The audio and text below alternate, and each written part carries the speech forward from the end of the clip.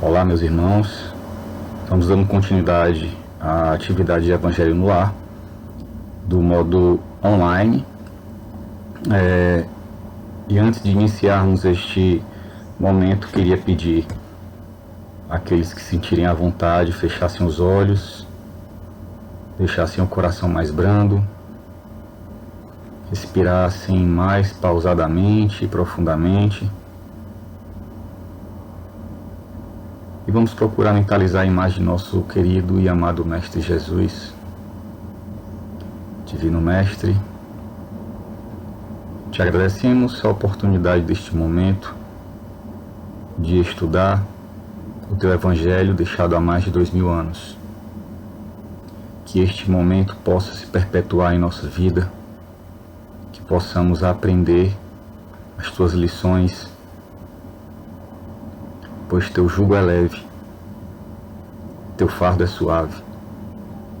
Que nós possamos, a partir destas mensagens e ensinamentos, transformarmos o nosso interior. E a partir desta mudança interior, possamos mudar aquilo que está ao nosso redor e aquilo que nos competir, transformar, agir baseado na fé e na caridade. Auxilia a todos nós, sobretudo aqueles mais sofredores, aqueles que mais necessitam do teu auxílio, do teu amparo, que estão muitas vezes longe fisicamente, abandonados em hospitais, em situação de rua, em presídios, em asilos e onde quer que se encontrem no plano espiritual também, aqueles que necessitam do teu amor. Fica com todos nós, hoje e sempre, que assim seja.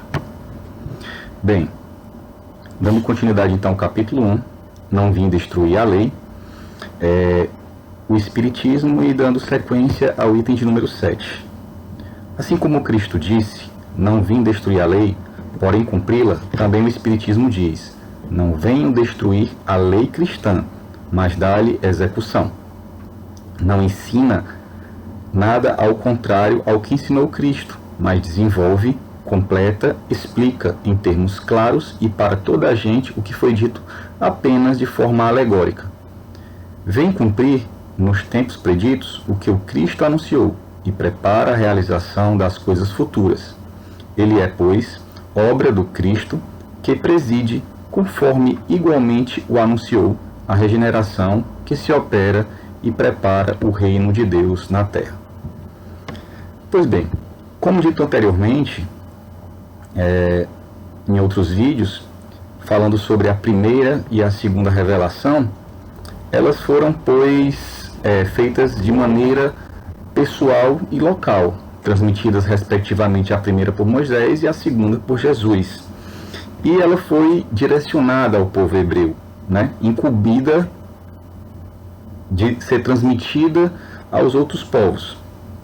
Os hebreus acabaram por reunir os escritos daquela época da primeira revelação, e este compilado ficou conhecido como o Torá ou o Antigo Testamento.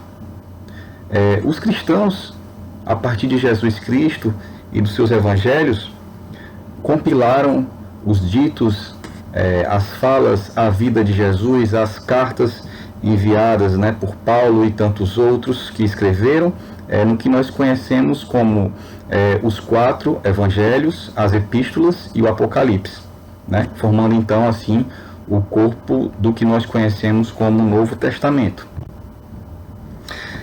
Entretanto, a terceira revelação ela teve um caráter não pessoal e não local. Ela veio a se estender no planeta todo. A comunicação com os espíritos ela acontece desde os tempos mais primitivos da humanidade, porém ela veio a se reunir num tomo ou num aspecto mais científico, filosófico e doutrinário a partir do século XIX, onde se tornou objeto de estudo que deu origem ao que hoje chamamos de espiritismo ou doutrina espírita. Os fenômenos tiveram maior impacto a nível mundial, sobretudo a partir de 1847, quando começaram a acontecer os fenômenos no lado da família Fox, em Hydesville, nos Estados Unidos, mais propriamente no estado de Nova York. Essa família era atormentada, perturbada por ruídos, barulhos e várias coisas que tiravam o próprio sono e sossego daquela família. Esses eventos foram estudados, né, pelo menos 3 comissões foram nomeadas para estudar esses eventos, assim também como surgiu, né, surgiram várias agressões, perseguidores, e tiveram grande repercussão na Europa aquilo que estava acontecendo com a família Fox nos Estados Unidos. Na Europa, o fenômeno tinha um outro caráter. Ele tinha, costumeiramente, naquele mesmo período, a característica de ser um fenômeno de entretenimento nas altas rodas da sociedade parisiense, né? Então esse fenômeno era conhecido como mesas girantes, que aconteciam, né, por volta de 1850 e expandiu-se pelo mundo, né? Fenômeno carregado de perguntas que eram respondidas através de batidas, onde se estipulava antes uma espécie de código, né? E essas manifestações, elas respondiam perguntas das mais variadas possíveis e geralmente perguntas triviais, né? Banalidades do dia a dia. Porém, a própria mesa permite a identificação de uma resposta de uma manifestação inteligente.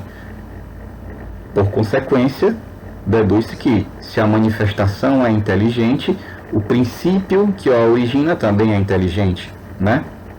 Posteriormente, as comunicações elas tiveram uma modificação, uma consequente evolução, e mais tarde se constatou que elas poderiam ser feitas através da escrita direta ou a partir da própria manifestação vocal, a psicofonia do médium, e tornou as manifestações mais rápidas, né? E também propiciou a maior velocidade nas pesquisas. Infelizmente, esses fenômenos começaram como um passatempo e muitos acolheram esses fenômenos com uma certa incredulidade.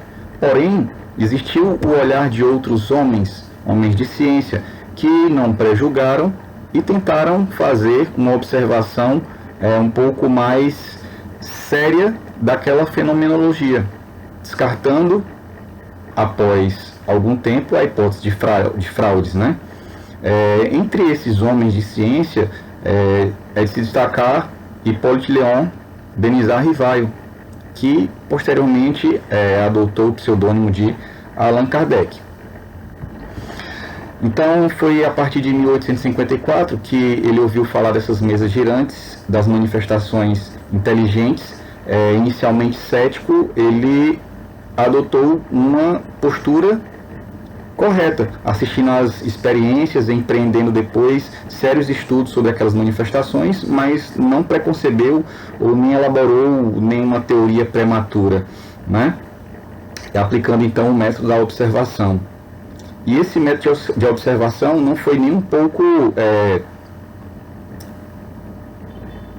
digamos assim, simples. Pelo contrário, ele teve que multiplicar suas fontes de pesquisa, as pessoas envolvidas, o trabalho de uma análise metódica de aproximadamente 50 mil mensagens, né, e dos médios, comparando todas essas mensagens e passando pelo crivo da razão, olhando o que tinha lógica, o que não tinha lógica, e organizou então essas mensagens, após passar por esse crivo todo, num tomo que ele denominou de O Livro dos Espíritos, lançado em 18 de abril de 1857.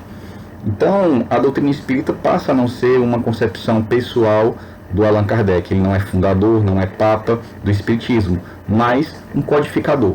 Assim como Moisés foi o codificador, o médium e codificador do primeiro código de leis para aqueles que acreditam no Deus único, lá no Monte Sinai. Então, a terceira revelação, o Espiritismo, ele restaura o verdadeiro significado dos ensinos de Jesus, demonstrando as novas coisas, consolando, né, aqueles que foram ditos bem-aventurados por Jesus, reatando os laços entre a ciência. A revelação espírita, então, vai cumprir o seu papel de consolador prometido, apresentando-se como a terceira revelação. Ela não está personificada em ninguém, nem no plano espiritual, nem na dimensão física, porque vários foram os espíritos que foram participantes desse processo, vários os médiuns receptores, e aí as mensagens se fazem e se fizeram presentes por toda a parte a partir deste intercâmbio mediúnico, com o qual toda a humanidade tem a extraordinária oportunidade de avançar no seu curso evolutivo. Então, concluímos que a lei de amor, ela só pode ser completamente entendida a partir da compreensão dessas três revelações. E é isso, meus amigos. Desejo a todos vocês paz e bem, e fiquemos com Jesus, que assim seja.